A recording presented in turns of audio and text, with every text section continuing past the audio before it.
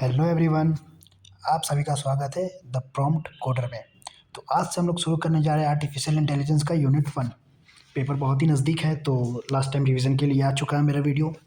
तो ये 7th semester के लिए सिर्फ, और बाकी सेमेस्टर्स के लिए मैं उसके लिए माफ़ी चाहता हूँ क्योंकि मेरे पास नोट नहीं है। तो चलिए शुरू करते हैं। और जो यूनिट 1 में जो हमारा पहला टॉपिक है वो है आर्टिफिशियल इंटेलिजेंस।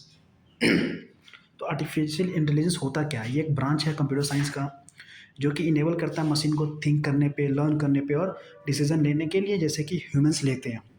एग्जांपल में हो गया जैसे कि वॉइस असिस्टेंट, सिरी, एलेक्सा, ये सब हमारी आर्टिफिशियल इंटेलिजेंस है। Scope of AI. The scope of AI is very wide. मतलब जो एआई का जो स्कोप है बहुत ज़्यादा वाइड है, मतलब बहुत ज़्यादा फील्ड में यूज़ होते हैं। It is use in almost every field. मतलब ये लगभग हर फील्ड में यूज़ होते हैं ताकि जो भी काम है उसको आसान कर सके, फास्टर कर सके एंड स्मार्टर कर सके। Example of AI applications. AI जो भी हमारे जो एआई है उसके क्या क्या एप्लीकेशन है, कहाँ कहाँ यूज़ होते हैं। तो इसमें जो पहला है वो है हमारा हेल्थ केयर। हेल्थ केयर का मतलब होता है कि डायग्नोसिस और डिजीज एंड सजेस्टिंग ट्रीटमेंट। जो भी कोई बीमारियां होती हैं उनको डायग्नोसिस मतलब पता करने के लिए यूज़ होता है। कुछ जो भी सिम्टम्स होते हैं उनके बेसिस पे और कैसा ट्रीटमेंट करना उनको सजेस्ट किया जाता है। फिर आता है हमारा education field. Personalised learning and smart tutoring system इसके अंदर बनाया जाता है। फिर आता है हमारा transportation. Self driving cars and traffic management में यूज़ होता है ये हमारा, जैसे कि जो सेल्फ ड्राइविंग कार जैसे टेस्ला कार्स हो गए, इन सब चीज़ों में इसका यूज़ होता है एआई का। फिर आता है हमारा बिजनेस, जैसे कि चैटबॉट्स और डेटा एनालिसिस करने के लिए डिसीजन मेकिंग में हम लोग एआई का इस्तेमाल करते हैं। एग्रीकल्चर में जैसे कि स्मार्ट फार्मिंग करने के लिए यूज़ करते हैं, जैसे कि सेंसर्स का यूज़ करते हैं, ड्रोन्स का यूज़ करते हैं एग्रीकल्चर के लिए। फिर आता है हमारा सिक्योरिटी, जैसे face and voice recognition system use हम लोग बनाते हैं एआई की मदद से, ताकि सिक्योरिटी और मजबूत हो और स्ट्रांग हो, ताकि जो भी अनऑथराइज एक्सेस होता है उसको रोका जा सके, साइबर क्राइम्स को रोका जा सके इसकी मदद से। अब थोड़ा बहुत हिस्ट्री ऑफ एआई के बारे में पढ़ते हैं कि एआई स्टार्ट हुआ कहाँ से था। तो एआई का जो कॉन्सेप्ट था वो पहली बार 1950s में इंट्रोड्यूस हुआ था। एलन ट्यूरिंग जो थे, जो ट्यूरिंग मशीन बना रहे थे अपने ये जो टीएफएल होता है, theory of automatic formal language, जो हमारा थ्योरी ऑफ ऑटोमेटा वाले में, उसमें आपने एलन ट्यूरिंग का नाम सुना होगा। ये एक ब्रिटिश साइंटिस्ट थे जो अपने paper computing computing machinery and intelligence में ये क्वेश्चन रेज किया था, कैन मशीन थिंक्स, मतलब क्या मशीन सोच सकते हैं। इसके बाद 1956 में जॉन मैकार्टी ने आर्टिफिशियल इंटेलिजेंस को, जो शब्द था उसको बनाया था, मतलब जो भी टर्म था उसको कॉइन किया था, आर्टिफिशियल को और इंटेलिजेंस को मिला के। फिर आया था हमारा डार्ट माउथ कॉन्फ्रेंस में, मतलब ये किया था जो हमारा डार्ट माउथ कॉन्फ्रेंस में है, जिसको एआई का बर्थ प्लेस में भी माना जाता है। अब 1960 से 70s के बीच में एआई पे रिसर्च हुआ, mainly problem solving and symbolic method पे फोकस्ड किया गया था, मतलब सिंबल की मदद से प्रॉब्लम को सॉल्व करते थे, छोटी छोटी चीज़ों में उसको बांट दिया करते थे। फिर आता था 1980s में एआई को एक्सपर्ट सिस्टम का यूज़ स्टार्ट हुआ, मतलब एआई में एक्सपर्ट सिस्टम यूज़ होना स्टार्ट हुआ जो ह्यूमन एक्सपर्ट की डिसीजन मेकिंग में इमिटेट करते थे। मतलब जैसे जैसे हम लोग जैसे डिसीजन लेते हैं वैसे ही मशीन डिसीजन लेता था उस टाइम। जैसे जब कंप्यूटर्स आए, जब कंप्यूटर्स एक तरीके से हमारा क्या था, एक तरीके के एआई था उस टाइम में। फिर आता है 1990 एंड 20s के अंदर एआई में machine learning and neural network का डेवलपमेंट हुआ, मतलब आर्टिफिशियल इंटेलिजेंस के अंदर मशीन लर्निंग एंड जो भी न्यूरल नेटवर्क था उसका डेवलपमेंट होना शुरू हो गया। अब 2010 से लेकर अगर अभी तक देखें तो एआई में डीप लर्निंग आ चुका है, रोबोटिक्स आ चुका है, न्यूरल लैंग्वेज आ चुका है, मतलब neural language processing and computer vision जैसे कि फील्ड में बहुत ज़्यादा प्रोग्रेस हुई हुई है। मतलब अभी के टाइम में देख सकते हैं कि आप जैसे हर जगह एआई यूज़ कर रहे हैं, जैसे चैट जीपीटी हो गया, जो भी गूगल के जो भी सिस्टम है, और एलेक्सा हो गया, सीरी हो गया, जेमिनाई हो गया, ये सब क्या है, एक आर्टिफिशियल इंटेलिजेंस है। इसके अंदर डीप लर्निंग आ चुका है, न्यूरल लैंग्वेज प्रोसेसिंग आ चुका है, जो हमारी जो जो अभी हमारी भाषा होती है उसके अकॉर्डिंग वो बातचीत करते हैं, समझते हैं हमारे बातों को और डिसीजन लेते हैं वो। आज के ज़माने में जैसे कि टुडे एआई हर फील्ड में यूज़ हो रहा है, जैसे कि हेल्थ केयर, एजुकेशन, ये सब हमारा एक स्कोप है या एप्लीकेशन से जहाँ जहाँ ये चीज़ें यूज़ हो रही हैं। अब जो सबसे इम्पोर्टेंट टॉपिक है यूनिट 1 से, जो कि बहुत मतलब एक तरीके से कह सकते हैं कि फिक्स ही रहता है, वो है हमारा इंटेलिजेंट एजेंट। इंटेलिजेंट एजेंट होता क्या है? तो हम लोग समझेंगे इंटेलिजेंट एजेंट होता क्या है। इंटेलिजेंट जो इंटेलिजेंट एजेंट होता है हमारा, आइए एक ऐसा सिस्टम होता है, एक तरीके का कंप्यूटर सिस्टम होता है या कंप्यूटर प्रोग्राम होता है जो अपने इन्वायरमेंट को ऑब्जर्व करता है। जैसे मान लो कि हम इंसान अर्थ पे है, तो अर्थ का भी एक इन्वायरमेंट होता है। तो वैसे जब एआई सिस्टम को बनाया जाता है तो उसका भी एक इन्वायरमेंट होता है जिसके अकॉर्डिंग वो सेंस करता है, डेटा को इनपुट लेता है, सेंस करता है, then according to the environment की क्या डिसीजन लेना है, क्या एक्शन परफॉर्म करना है, वो सारी चीज़ें ये करता है। तो आप इसमें देखेंगे कि इंटेलिजेंट एजेंट एक ऐसा सिस्टम होता है जो अपने इन्वायरमेंट को ऑब्जर्व करता है, डिसीजन लेता है एंड एक्शन परफॉर्म करता है ताकि अपने गोल को अचीव कर सके। जो इंटेलिजेंट एजेंट होता है ना, उसको एक गोल ओरिएंटेड बेसिस पे ही बनाया जाता है कि जो भी एक स्पेसिफिक गोल होता है उनको वो अचीव कर सकें। अब हम लोग बात करेंगे कि हम लोग बात करेंगे कैरेक्टरिस्टिक्स ऑफ इंटेलिजेंट एजेंट, मतलब इंटेलिजेंट एजेंट का क्या क्या कैरेक्टरिस्टिक्स है। पहला था ऑटोनॉमी, मतलब इंडिपेंडेंटली वर्क करता है बिना किसी ह्यूमन कंट्रोल के, मतलब इसको एक बार छोड़ दिया जाता है, अपने हिसाब से डिसीजन लेके सारा काम करता है, मतलब ऑटोमेटिक होता है। फिर हमारे पास आता है रिएक्टिविटी। रिएक्टिविटी में क्या करता है, ये अपने इन्वायरमेंट के चेंजेस पर इमीडिएटली रिस्पॉन्ड करता है। जैसे जैसे अब जैसे मान लो कि जो हमारा इन्वायरमेंट है, जैसे गर्मी आती है तो हम लोग स्वेटर वेटर नहीं पहनते हैं, ठंडी आती है तो स्वेटर पहनने लगते हैं, मतलब इन्वायरमेंट के हिसाब से अपने आप को हम चेंज करते हैं। तो ये भी जो इंटेलिजेंट एजेंट होता है वो भी इन्वायरमेंट के हिसाब से अपने आप को चेंज या रिस्पॉन्ड करता है। फिर आता है हमारे पास प्रोएक्टिवनेस। प्रोएक्टिवनेस का मतलब होता है कि ये सिर्फ रिएक्ट नहीं करता बल्कि इनिशिएटिव लेकर अपने गोल्स को अचीव करता है। मतलब जब इन्वायरमेंट चेंज होता है तो बल्कि रिएक्ट भी नहीं करता है, क्या करता है कि इनिशियल स्टेप, एक स्टेप लेता है, उसको रिस्पॉन्ड करके कुछ एक्शन परफॉर्म करके क्या करता है, जो भी उसका गोल होता है उसको वो अचीव कर लेता है। फिर आता है हमारा अडेप्टेबिलिटी। इंटेलिजेंट एजेंट एक्सपीरियंस से लर्न करता है, जो भी उसके एक्सपीरियंस है, जो भी पास्ट एक्सपीरियंस है उनसे वो लर्न करता है ना, अपने परफॉर्मेंस को इम्प्रूव करते रहते हैं वो। फिर आता है हमारा गोल ओरिएंटेड। जैसे कि हमने बात किया था कि ये हमेशा स्पेसिफिक पर्पस या ऑब्जेक्टिव के लिए ही काम करता है या इसको बनाया जाता है ताकि कोई एक स्पेसिफिक काम कर सके। फिर आता है कम्युनिकेशन। ये ह्यूमन या दूसरे एजेंट के साथ इंफॉर्मेशन शेयर कर सकता है। जो हमारे इंटेलिजेंट एजेंट होते हैं वो ईजिली क्या कर सकते हैं, दूसरे एजेंट या किसी ह्यूमन के साथ अपनी इंफॉर्मेशन को शेयर कर सकते हैं। और यूनिट वन से जो इंपॉर्टेंट क्वेश्चन वो एक इंटेलिजेंट एजेंट है। फिर आता है हमारा टाइप्स ऑफ एजेंट, और तीन चार तरह के एजेंट्स होते हैं हमारे। तो पहला हम लोग पढ़ेंगे सिंपल रिफ्लेक्स एजेंट। ये एजेंट कंडीशन एक्शन रूल्स पर काम करता है, मतलब कंडीशन होता है जब वो फुलफिल होता है तो वो एक्शन परफॉर्म करता है। मीन्स ये अपने करंट सिचुएशन, जो भी इसका प्रेजेंट इनपुट है उसको देखकर एक्शन लेता है बिना पास्ट एक्सपीरियंस यूज़ किए, मतलब ये पास्ट एक्सपीरियंस को नहीं चेक करता। जैसे कि ट्रैफिक लाइट सिस्टम, जब रेड लाइट डिटेक्ट होती है तो स्टॉप सिग्नल देता है, वैसे लिमिटेशन क्या होता है, ये मेमोरी यूज़ नहीं करता। जैसे कि ये बताया कि पास्ट एक्सपीरियंस से काम नहीं लेता है, अपने पीछे वाले एक्सपीरियंस को नहीं देखता है, मतलब जो भी पीछे काम किया है तो स्पेसिफिक क्या करता है कि ये मेमोरी यूज़ नहीं करता है और पास्ट नॉलेज को कंसिडर नहीं करता। फिर है हमारे पास मॉडल बेस्ड रिफ्लेक्स एजेंट। ये एजेंट इंटरनल मॉडल बनाता है अपने इन्वायरमेंट का। ये एजेंट क्या करता है कि जो भी अपने इसका जो इन्वायरमेंट होता है उसके अंदर एक इंटरनल मॉडल बना लेता है। इस मॉडल की हेल्प से ये क्या करता है, जो भी पास्ट इन्फॉर्मेशन होती है, जो प्रीवियस स्टेट होती है, वो इसको याद रखता है ताकि बेटर बेटर डिसीजन ले सके। जैसे कि सेल्फ ड्राइविंग कार में हो गया। इसका फीचर क्या है कि इसके पास मेमोरी होता है और पार्शियली ऑब्जर्वेबल इन्वायरमेंट को हैंडल करता है। तीसरा जो हमारे पास है टाइप्स ऑफ एजेंट, वो है हमारा गोल बेस्ड एजेंट। अब ये एजेंट क्या होता है, किसी स्पेसिफिक गोल अचीव करने के लिए डिसीजन लेता है। जैसे मान लो कि मैंने एक इंटेलिजेंट एजेंट बनाया इमेज जनरेशन के लिए, तो वो सिर्फ इमेज ही जनरेट करेगा। फिर एक बनाया जो टेक्स्ट, सिर्फ टेक्स्ट रिस्पॉन्ड करे तो वो टेक्स्ट ही देगा, इमेज नहीं देगा। उसी तरीके से कि ये एक गोल को अचीव करने के लिए बनाया जाता है, ये फ्यूचर आउटकम्स को इवेलुएट करता है, जो भी बेस्ट एक्शन होता है उसको चूज़ करता है, जो गोल होता है उस तक रीच करता है, रीच करने में हेल्प करता है, जैसे कि गूगल मैप। फिर हमारा आता है फोर्थ है जो हमारा है यूटिलिटी बेस्ड एजेंट।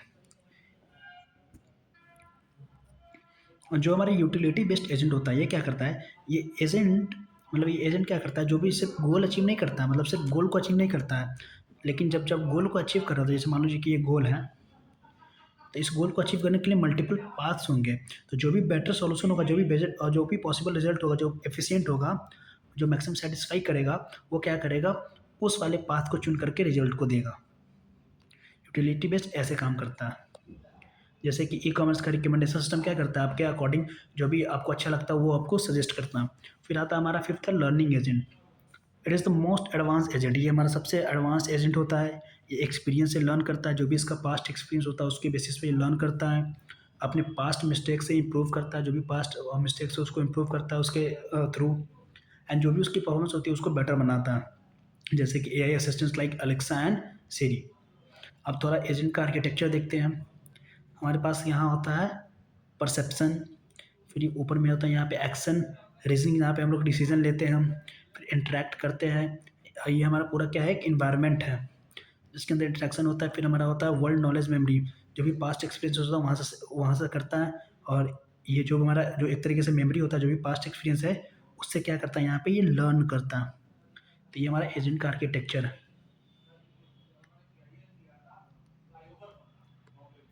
फिर आता है हमारे पास, अब इसको समझते हैं कि क्या क्या कर कैसे कैसे काम करता है। परसेप्शन, एजेंट अपने इन्वायरमेंट से इनपुट लेता है, जो भी इन्वायरमेंट है उससे इनपुट लिया, जैसे कि सेंसर के थ्रू डेटा लेना। फिर रीजनिंग में क्या करता है, ये हेल्प करता है एजेंट को एनालाइज करने में, जो भी परसेप्शन है, जो भी इनपुट है, उसके जो भी इन्फॉर्मेशन मिली है उसको कैसे यूज़ करना है, कैसे डिसीजन लेना है उसके बेसिस पे। अब क्या होता है कि रीजनिंग के बेसिस पे, जो भी हमारा रीजनिंग है उसके बेसिस पे हम लोग एक्शन परफॉर्म करते हैं कि हमें गोल अचीव करने के लिए क्या एक्शन परफॉर्म करना। फिर आता है हमारे पास इंट्रैक्शन। इंटरेक्शन में क्या करता है, ये प्रोसेस इन्वायरमेंट के साथ कंटिन्यूअस होती है। ये प्रोसेस जो है ना इन्वायरमेंट के साथ कंटिन्यूअस होती है, एजेंट एक्शन करता रहता है और इन्वायरमेंट के साथ रिस्पॉन्स भी मिलता है। और फिर हमारे पास है वर्ल्ड नॉलेज मेमोरी। इसमें एजेंट अपने एक्सपीरियंस एंड एनवायरनमेंट के बारे में नॉलेज स्टोर करता है, जो भी एक्सपीरियंस है उसके, जैसे मैंने बताया कि अपने एक्सपीरियंस और एनवायरनमेंट के बारे में जो भी नॉलेज होता है उसको स्टोर करता है ताकि फ्यूचर डिसीजन लेने में बेटर हो। फिर आता है हमारे पास लर्निंग। लर्निंग में क्या करता है, एजेंट अपनी पास्ट एक्सपीरियंस से लर्न करता है, जैसे बताया इस वाले डायग्राम में कि अपने पास्ट एक्सपीरियंस से ये अपने पास्ट एक्सपीरियंस से जो भी है यहाँ पे ये लर्न करते रहता है इस पास्ट एक्सपीरियंस से। अब हम लोग चलते हैं, जो ये भी कह सकते हैं कि बहुत ज़्यादा इंपॉर्टेंट टॉपिक है, ये भी हमारा इन्वायरमेंट ऑफ एजेंट, मतलब एजेंट का जो भी इन्वायरमेंट होता है एक्चुअली होता क्या है। तो हम लोग समझते हैं कि इन्वायरमेंट ऑफ एजेंट वो सराउंडिंग होती है, जैसे हमारी जो इन्वायरमेंट होती है, जो हमारी सराउंडिंग होती है, सराउंडिंग एक तरीके से वर्ल्ड होती है उस एजेंट के लिए, जिसमें एजेंट ऑपरेट होता है। मतलब जैसे हमारे लिए एक इन्वायरमेंट है, हमारा जो भी हमारा एटमॉस्फेयर, उसमें हम अपना रिस्पॉन्स करते हैं, जो भी ऑपरेट करते हैं, हम चलते हैं फिरते हैं, घूमते हैं, सोते हैं, गाते हैं, खाते हैं, पीते हैं, जो भी करते हैं अपने इन्वायरमेंट के अंदर ही करते हैं। तो वैसे ही एजेंट जो भी काम करता है अपने इन्वायरमेंट के अंदर करता है, उसके एक सराउंडिंग होता है, उसके अंदर ऑपरेट होता है। यानी जहाँ वो परसीव, एक्ट, इंटरैक्ट या एक्शन परफॉर्म करता है, इन्वायरमेंट एजेंट के लिए इनपुट, मतलब जो भी परसेप्शन होता है प्रोवाइड कराता है। इन्वायरमेंट का काम है बस एजेंट को इनपुट प्रोवाइड कराना, एंड जो भी उसके अंदर रिस्पॉन्ड करना, एंड उसके बेसिस पे डिसीजन लेना, एक्शन लेना, सारा चीज़ इन्वायरमेंट के अंदर ही होता है। एंड जो भी एजेंट होते हैं उसके एक्शन को रिजल्ट भी इसी से रिफ्लेक्ट होता है, और जो भी एजेंट का एक्शन होता है इन सब के इन इन्वायरमेंट के बेसिस पे उसके रिजल्ट पे दिखता है। अब हम लोग चलते हैं कंपोनेंट ऑफ एजेंट इन्वायरमेंट, मतलब एक एजेंट इन्वायरमेंट का जो भी कंपोनेंट है क्या क्या होता है। तो पहला हमारा परफॉर्मेंस मेजर होता है, डिफाइन करता है कि जो भी एजेंट है उसका परफॉर्मेंस कैसे जज होगा, जो भी मतलब एजेंट का जो भी परफॉर्मेंस है कि उसको कैसे जज करना है, उसके लिए हम लोग परफॉर्मेंस मेजर रखते हैं। फिर आता है इसके अंदर एनवायरनमेंट, जहाँ एजेंट एग्जिस्ट करता है, मतलब एग्जिस्ट जहाँ पे जो भी एजेंट है वहाँ पे एग्जिस्ट करता है या पाता है। फिर आता है हमारे पास एक्चुएटर्स। एक्चुएटर के थ्रू क्या करता है, एजेंट एक्शन परफॉर्म करता है, मतलब इसके थ्रू ही एक्शन को परफॉर्म करता है, जो भी मूवमेंट करना होता है इसके थ्रू करता है। फिर आता है हमारे पास सेंसर। सेंसर तो सबको पता होगा कि एजेंट इन्वायरमेंट से इनपुट लेता है, सेंसर मतलब जो डेटा प्रोवाइड करता है एक तरीके से इनपुट। हमारे पास एक टॉपिक है फिर problem solving approach to typical AI problems, मतलब टिपिकल एआई प्रॉब्लम्स के लिए हमारे पास प्रॉब्लम सॉल्विंग अप्रोच क्या क्या होनी चाहिए। तो चलिए इसको देखते हैं। जब हम किसी एआई प्रॉब्लम को सॉल्व करते हैं तो हमें एक सिस्टमैटिक प्रोसेस फॉलो करना होता है। जब हम किसी एआई प्रॉब्लम को सॉल्व करते होते हैं, एआई प्रॉब्लम को छोड़िए, अगर हम अपनी लाइफ में अगर किसी प्रॉब्लम को सॉल्व करते हैं तो हमें क्या होता है, एक सिस्टमैटिक स्टेप्स को फॉलो करने पड़ते हैं। तो उसमें भी जब भी किसी प्रॉब्लम को सॉल्व करना है तो एक अप्रोच होता है, एक प्रोसेस होता है जिसको हमको फॉलो करना पड़ेगा। तो चलिए हम लोग जानते हैं कि इसके अंदर स्टेप्स क्या क्या हैं। पहला है कि डिफाइन द प्रॉब्लम। अब जब किसी प्रॉब्लम को हम लोग सॉल्व करने जा रहे हैं तो पहले हम लोग ये भी तो चेक करेंगे कि प्रॉब्लम आखिर है क्या, मतलब उसको डिफाइन करना पड़ेगा। तो सबसे पहले हमें क्लियरली डिफाइन करते हैं कि प्रॉब्लम एक्चुअली में है क्या। फिर उसके बाद है कि फॉर्मुलेट द प्रॉब्लम। जो भी प्रॉब्लम होता है एआई के फॉर्म में उसको रिप्रेजेंट करते हैं हम लोग, मतलब फॉर्मुलेट करते हैं जिसका कंप्यूटर समझ सके, जैसे कि state space, all possible state, actions, movement, goal test, checking condition, ये सबको इसके बेसिस पर हम लोग उसको रिप्रेजेंट करते हैं जो भी प्रॉब्लम होता है। हमारे पास जो थर्ड स्टेप है सर्च फॉर सॉल्यूशन। अब हम लोग सॉल्यूशन ढूंढते हैं। एजेंट अब एक सर्च स्ट्रैटेजी यूज़ करता है, मतलब एक सर्च स्ट्रैटेजी यूज़ करता है जो कि हम लोग यूनिट 2 में पढ़ेंगे। दो तरह के सर्च स्ट्रैटेजी होते हैं हमारे पास, एक होता है अनइन्फॉर्म सर्च, एक होता है इन्फॉर्म सर्च। अनइन्फॉर्म सर्च को ही हम लोग ब्लाइंड सर्च भी बोलते हैं, और इन्फॉर्म सर्च में हम लोग हेरिस्टिक फंक्शन का यूज़ करते हैं, मतलब एक एस्टिमेटेड कॉस्ट का हम लोग यूज़ करते हैं। हमारे पास उसका जो चौथा स्टेप है उसके बाद अप्लाई द सॉल्यूशन, लोग जो भी सॉल्यूशन मिलता है वो अप्लाई करते हैं। फिर जब भी हमारे बेस्ट पाथ मिल जाता है, एजेंट उसको एनवायरनमेंट में एग्जीक्यूट करता है, मतलब उसको अपने एनवायरनमेंट के अंदर उसको रन करता है। अब है कि लर्न फ्रॉम एक्सपीरियंस। एजेंट अपने प्रीवियस सॉल्यूशन से लर्न करता है और अपने नॉलेज के बेस पे इंप्रूव करते रहता है अपने आप को। अब हमारे पास जो टॉपिक है वो हमारे पास है problem solving agent. Problem solving agent होते क्या है? ये एक टाइप का इंटेलिजेंट ही होता है, मतलब इट्स टाइप ऑफ इंटेलिजेंट जो अपने इन्वायरमेंट को गोल अचीव करने के लिए रीजनिंग एंड सर्च टेक्निक का यूज़ करता है। ये एक तरीका क्या है, इंटेलिजेंट एजेंट ही है हमारा। प्रॉब्लम सॉल्विंग एजेंट एक हमारा इंटेलिजेंट एजेंट ही है जो अपने इन्वायरमेंट में किसी एक गोल को अचीव करने के लिए डिसीजन एंड सर्च टेक्निक का यूज़ करता है। ये problem solving agent a problem solving agent is an AI agent that decide action by searching through possible sequence, मतलब पॉसिबल सीक्वेंस के थ्रू सर्च करके जो भी एक्शंस होता है उसको डिसाइड करता है ताकि गोल पे पहुंच सकें। और प्रॉब्लम सॉल्विंग एजेंट के मेन कंपोनेंट क्या है? पहला हमारा है इनिशियल स्टेट। ये वो स्टेट है जहाँ से एजेंट स्टार्ट करता है, मतलब एक इनिशियल स्टेट होगा, इनिशियल स्टेट जहाँ से हमारा एजेंट स्टार्ट करेगा। फिर एक होता है गोल स्टेट, जहाँ तक उसको जाना है, ये हमारा होता है, मान लो कि गोल स्टेट है जहाँ तक इसको जाना है। फिर होता है action operation, possible moves steps, मतलब यहाँ तक पहुँचने के बीच में जो भी हमारा पॉसिबल स्टेट होगा, जो भी एक्शन परफॉर्म करेंगे वो चीज़ें। फिर आता है हमारे पास ट्रांजिशन मॉडल। ये बताता है कि एक एक्शन लेने के बाद एजेंट किस न्यू स्टेट पे पहुंचेगा। ट्रांजिशन मॉडल जैसे मान लो कि हमारे पास एक इनिशियल स्टेट है, एक इंटरमीडिएट स्टेट है, तो जैसे मान लो कि यहाँ से यहाँ जब एक्शन लिया तो किस स्टेट पे पहुंचेगा, ये हमारा ट्रांजिशन मॉडल बताता है कि इस स्टेट पे जाएगा या यहाँ पे एक और स्टेट है वहाँ पे जाएगा, कहाँ पे जाएगा, ये हमारा क्या बताता है, ट्रांजिशन मॉडल बताता है। फिर आता है path cost and performance measure, मतलब ये डिफाइन करता है कि बेस्ट पाथ कौन सा है। जैसे मान लो कि हमारे पास एक ये इनिशियल स्टेट है और ये एक हमारे पास है पाथ ए और ये हमारा एक पाथ बी। यहाँ पे मान लो कॉस्ट हमारा है 8 और यहाँ पे है 10, तो जो पॉसिबल और मान लो कि इसके थ्रू हम लोग सॉल्यूशन पे भी पहुँच रहे हैं और इसके थ्रू भी सॉल्यूशन पे पहुँच रहे हैं। मान लो कि 10 हमारा एक सॉल्यूशन है और यहाँ पे है 2 और यहाँ पे है 3। तो अगर हम लोग इसको टोटल कैलकुलेट करें तो 10 2 कितना था 12 और 8 3 कितना होता है 11। तो जो हमारा जो बेस्ट पाथ होगा ये वाला पाथ। इसको अलग कलर से बताता हूँ। जो ये वाला पाथ है हमारा, ये वाला पाथ होगा, तो इसी को हम लोग बोलते हैं पाथ कॉस्ट या परफॉर्मेंस मेजर। अब एग्जांपल प्रॉब्लम एंड अप्रोचेस, मतलब क्या क्या एग्जांपल है उसके प्रॉब्लम को अप्रोचेस। एग्जांपल प्रॉब्लम, एक एजेंट को घर से स्कूल तक पहुंचना है। जैसे मान लो कि एक एजेंट है हमारे पास ये एक एजेंट है। इसको क्या करना है, जैसे मान लो ये हमारा मान लो कि घर है, उसको कहाँ पहुंचना है, स्कूल तक पहुंचना है। ये हमारा है स्कूल। अब ये स्कूल है, तो अब क्या होगा, देखो जो हमारा इनिशियल स्टेट होगा ये हमारा क्या हो गया, इनिशियल स्टेट। ये हमारा हो गया इनिशियल स्टेट और ये हमारा हो गया गोल स्टेट। मतलब यहाँ से शुरू होगा, यहाँ से शुरू होगा और यहाँ तक पहुँचना है। तो अब क्या होगा, पहले ये सीधा जाएगा, फिर थोड़ा टर्न लेफ्ट, फिर टर्न राइट।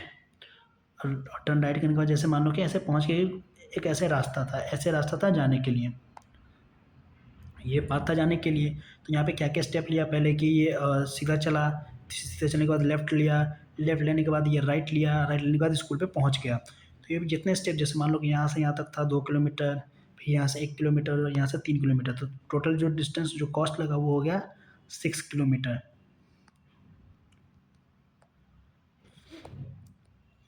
अब हमारे पास बहुत सारे डिफरेंट अप्रोचेस होते हैं जो सर्च टेक्निक यूज़ करते हैं। यहाँ पे थोड़ा बहुत देख लेते हैं। अनइन्फॉर्म सर्च हमारा ब्लाइंड सर्च होता है, यहाँ पे एजेंट को एनवायरनमेंट के बारे में एक्स्ट्रा नॉलेज नहीं होती है। इसके अंदर दो चीज़ें होती है, बीएफएस यूज़ करते हैं हम लोग, ब्रेथ सर्च और डेप्थ फर्स्ट सर्च। तो जब आपने ये पढ़ा होगा डा या डेटा स्ट्रक्चर पढ़ा होगा तो उसमें डीएफएस बीएफएस पढ़ा ही होगा आपने। जैसे मान लो कि ये एक ट्री है, सॉरी, मान लो कि ये एक ट्री है। तो बीएफएस में हम लोग क्या करते हैं, ब्रेथ वाइज सर्च करते हैं। जैसे ऐसे गए, फिर ऐसे सर्च करते हैं, फिर ऐसे सर्च करते हैं, हम लोग ब्रेथ वाइज सर्च करते हैं। लेकिन हम लोग जब हम लोग डीएफएस यूज़ करते हैं डेप्थ वाइज सर्च करते हैं हम लोग। पहले यहाँ से ऐसे आएंगे, फिर यहाँ ऐसे, फिर बैक ट्रैक करेंगे, फिर ऐसे ऐसे, फिर इधर, फिर ऐसे ऐसे हम लोग जाते हैं। हम लोग ऐसे सर्च करते हैं डेप्थ फर्स्ट सर्च में, मतलब डेप्थ तक जाते हैं, layer by layer, layer 1 layer 2 layer 3 ऐसे करके जाते हैं हम लोग। और इन्फॉर्म सर्च हमको पता ही है कि हम लोग इसके अंदर यहाँ पे एजेंट का जो कुछ आइडिया नहीं होता है गोल किस डायरेक्शन में, मतलब इन्फॉर्म सर्च में एजेंट को कुछ आइडिया नहीं होता है कि जो हमारा गोल है किस डायरेक्शन में, एक अंदाज़ा लगाता है ये, जिसके अंदर एक ग्रेडी बेस्ड सर्च होता है, एक हमारा होता है ए सर्च एल्गोरिथम यूज़ करते हैं हम लोग। इसके अंदर हम लोग जो यूज़ करते हैं हेरिस्टिक फंक्शन का यूज़ करते हैं, जो हम लोग यूनिट 2 में इसको बहुत ही बारीकी और अच्छे से समझेंगे, वहाँ पे मैं अच्छे से एक्सप्लेन कर दूँगा। तो वीडियो यहीं पे ख़त्म करता हूँ। अगर किसी को नोट्स चाहिए इनके तो तो आपको सिंपली आना पड़ेगा यहाँ पे और आपको सर्च करना पड़ेगा AKTube रैंकर्स, और ये जो दिख रहा है आपको AKTubeRankers.in, आपको यहाँ पे आपको मिल जाएगा। तो आपको यहाँ पे आना होगा, जो यहाँ पे आप प्रीमियम नोट्स का सेक्शन देख रहे हैं,